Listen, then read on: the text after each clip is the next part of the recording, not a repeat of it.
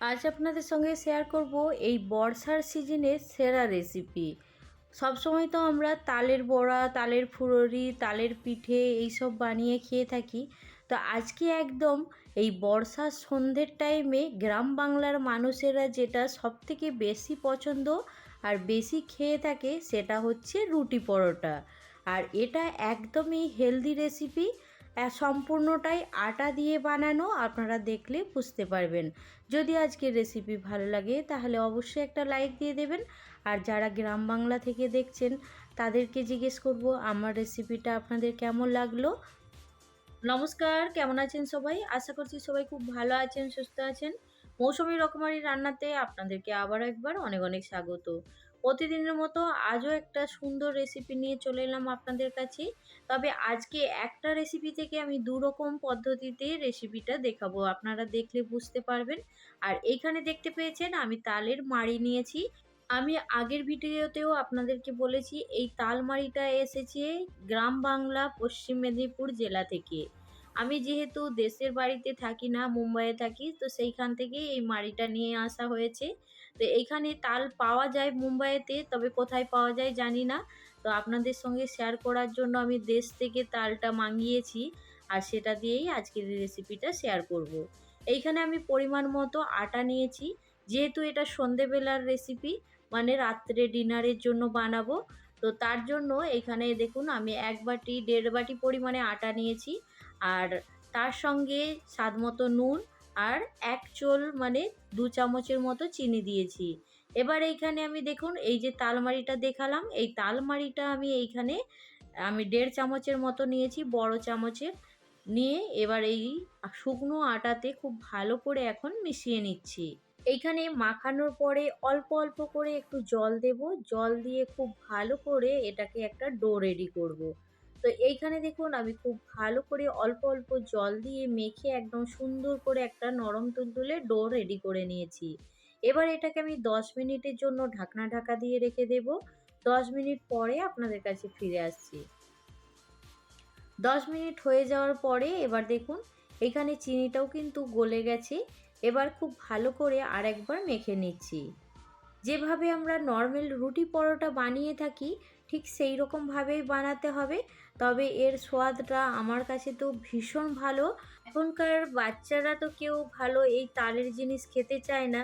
আমাদের কিন্তু ছোটোবেলাটা যখন এই বর্ষাকালে তালের সিজন আসতো, প্রত্যেক দিন তালের কিছু না কিছু বানিয়ে আমরা খেতাম। তো এইখানে দেখুন খুব ভালো করে ছোট ছোট করে লেচি কেটে সুন্দর করে পাকিয়ে নিয়েছি। তারপরে দেখুন শুকনো আটা দিয়ে যেভাবে আমরা রুটি বানিয়ে থাকি ঠিক সেইভাবেই বেলে রুটিটাকে রেডি করে নেব। প্রথমে আমি এইখানে সুন্দর করে একদম নরম তুলতুলে ফুলকো ফুলকো রুটিগুলোকে বানিয়ে নেব। তারপরে এর থেকে কিছুটা পরিমাণ রেখে দেব, সেটা দিয়ে এবার পরোটা বানিয়ে দেখাবো আপনাদেরকে। দুটোই খেতে ভীষণ ভালো লাগে। একদম দেখুন পাতলা করে আমি রুটি বেলে নিয়েছি, আর এই রকম পাতলা নরম তুলতুলে রুটি খেতে আমাদের বাড়ির সবাই কিন্তু ভীষণ পছন্দ করে। আমি কিন্তু একদম গ্রাম বাংলার মেয়ে। তবে এই গ্রাম বাংলার যে প্রত্যেক সিজনের যে রেসিপিগুলো সেগুলো কিন্তু আমার মধ্যে এখনও কিন্তু বেঁচে আছে। সেই জন্য আমি সবসময় চেষ্টা করি প্রত্যেকটা সিজনের গ্রাম বাংলার যে জিনিসগুলো সেগুলো বানাতে। তো এইখানে দেখুন একটা রুটি বানালাম, কত সুন্দর ফুলে উঠেছে। আবারও একটা রুটি বানিয়ে আপনাদেরকে দেখানোর চেষ্টা করছি। আর এটাও দেখুন সুন্দর, কিন্তু একদম দেখেই বুঝতে পারছেন নরম তুলতুলে হয়েছে আর কত সুন্দর রুটিগুলো ফুলেছে। রুটিগুলো দেখে আপনারা বুঝতেই পারছেন। আচ্ছা বলুন তো বন্ধুরা, আপনাদেরকে এই রকম রুটি পরোটা খেতে কার কার ভালো লাগে? আমার তো খুব ভালো লাগে। যদি ভালো লাগে অবশ্যই কমেন্ট করে জানাবেন। তো এইখানে দেখুন সব রুটি রেডি করে নিয়েছি, আর রুটিগুলো কতটা নরম তুলতুলে হয়েছে আপনাদেরকে একটু মুড়ে দেখিয়ে দিচ্ছি। দেখুন রুটিটা এক্ষুনি হয়েছে, যেহেতু অনেকটাই গরম আছে সেই জন্য আপনাদেরকে দেখানোর পরে রেখে দিয়েছি। এবার এইখানে আপনাদেরকে দেখাবো পরোটা। পরোটাটা আমি যেভাবে বেলে নিচ্ছি, তো সবাই এই রকমভাবে বেলে, তবু আমি ঠিক করেছি কি না সেটাই আপনাদেরকে জানাচ্ছি। বলবেন আপনারা কমেন্টের মাধ্যমে আমার পরোটা বানানোটা কেমন হয়েছে।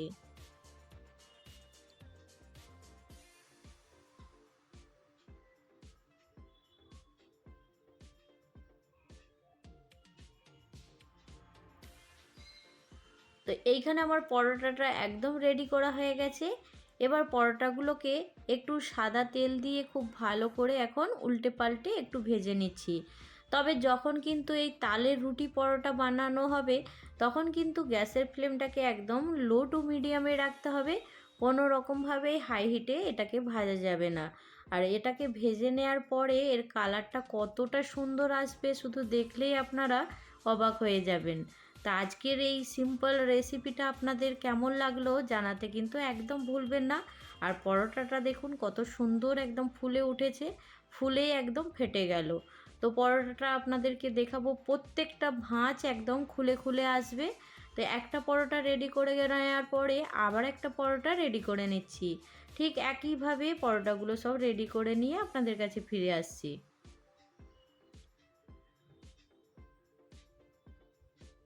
তো এইখানে দেখুন এই পরোটাগুলোও রেডি হয়ে গেছে।